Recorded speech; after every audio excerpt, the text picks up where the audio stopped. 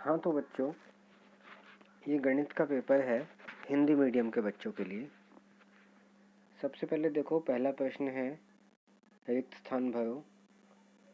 342 का विस्तारित रूप है। तो जैसा कि इसमें लिखा है 342, तो सबसे पहले हमें लिखना है इस खाली स्थान में 300 300, फिर 4 का मतलब है 40, जमा 40 और जमा 2, तो हमें इसको लिखना है 300 जमा 40 जमा 2। दूसरा प्रश्न है, 269 संख्या में 9 का स्थानीय मान क्या है? तो 9 इकाई के स्थान पे है, तो इसलिए इसका उत्तर 9 ही आएगा, 9 ही लिखना है। अब देखो, 499 और 494, बड़ा 499 है, तो हमें ये 3 निशान दे रखे हैं। पहले वाले निशान को हमें लगाना है, इस खाली स्थान में हमें भरना है। चौथा है, 3 अंकों की सबसे बड़ी संख्या। 3 अंकों की सबसे बड़ी संख्या 3 बार 9 लिखना है, 9 9 9, 999। फिर पांचवा है, संख्या जो 295 और 297 के बीच में आती है। तो 295 के बाद क्या आता है? 95 के बाद 96 आता है, इसलिए 295 के बाद 296 आएगा। तो यहाँ पे लिखेंगे 296। प्रश्न 2, अंकों में लिखो। 4058 अंकों में कैसे लिखना है आपको आना चाहिए, और 299 ये आपने अंकों में खुद लिखना है। इसी तरह नीचे पहला, तीसरे में ये पहला है, इसको शब्दों में लिखना है। 256, पहले लिखो 2, फिर लिखो 100 और फिर लिखो 56। ऐसे ये 530, तो लिखो 5 100 30। फिर ये 150, पहले लिखो 1 का 1, फिर 100 पे औ की मात्रा 100 और 50 और 50। अगला है, आकृतियों को उनके नाम से मिलाओ।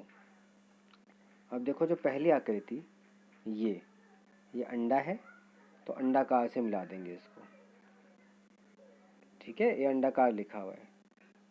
फिर ये जो दूसरी आकृति है, ये वाली, इसकी भुजाएं गिनो, 1 2 3 4 5 भुजाएं हैं इसकी। तो देखो यहाँ पंचकोण लिखा है, तो ये पंचकोण से मिलाएंगे इसको। फिर ये जो आकृति है, इसकी 4 भुजाएं हैं, इसको हम आयत कहते हैं, तो हम इस आयत से मिला देंगे इसको। इसमें 3 भुजाएं हैं अगली आकृति में, इस आकृति में, तो त्रिभुज कहते हैं, त्रिभुज से मिला देंगे। और ये सबसे आखिर में वर्ग है, तो यहाँ से मिला देंगे इसको, इस वर्ग से सबसे नीचे वाली आकृति को, इस आकृति को मिला देंगे। फिर अगला है, जोड़ कर लिखो। तो 2 रुपये 50 पैसे। हम इसको कैसे लिखेंगे? पहले लिखेंगे 2, फिर एक बिंदु लगाएंगे, फिर लिखेंगे 50 और फिर लिखेंगे रुपये, यानी 2.50 रुपये। ऐसे इसी को लिखेंगे 20.50 रुपये। तीसरे में लिखेंगे 30.50 रुपये। चौथे में लिखेंगे 84.50 रुपये। और पांचवें में लिखेंगे 21.75 रुपये। दशमलव का मतलब है एक बिंदी, पॉइंट लगाना है बस।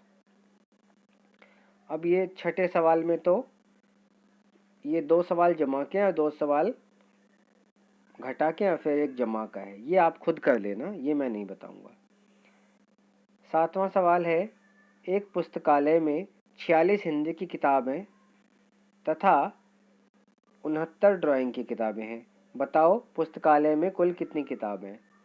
तो 46 और 69 को हम जोड़ लेंगे, तो जोड़ के जितना भी आएगा वही आपने उत्तर लिखना है, इनको जमा करना है। 8वें सवाल में देखो, पहले सवाल में 7 21 28, तो देखो 7 का पारा चल रहा है, 7 एकम 7 7 दूनी 21 7 28 7 चौक, नहीं सॉरी, पहले 7 है, फिर 7 की 21 आ गया, फिर 7 चौक 28 आ गया, फिर 7 पंजे 35 और 7 छिक 42, ये आएगा इसमें।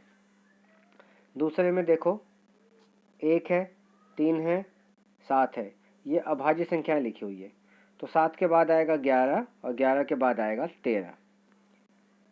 फिर तीसरे में देखो, पहले लिखा हुआ ए ए, फिर लिखा हुआ ए ए के बाद बी, फिर लिखा हुआ ए ए के बाद सी, फिर आएगा ए ए के बाद डी और फिर आएगा ए ए के बाद ई। अब देखो यहाँ चौथे में एक तीर बना हुआ है, फिर उसके बाद ये 2 तीर बन गए, फिर उसके बाद 3 तीर बन गए। अब यहाँ पे आपने 4 तीर बनाने हैं। 5वें सवाल में 11 का पहाड़ा चल रहा है, 11 एकम 11, 11 दूनी 22, 11 तिये 33, 11, फिर इसमें 44 आएगा, इसमें 55 आएगा। तो ये आपका गणित का पेपर कंप्लीट हो गया है। तो आप उम्मीद करता हूँ सभी बच्चे पेपर को अच्छे से करेंगे और इसकी फ़ोटो खींच के भेजेंगे।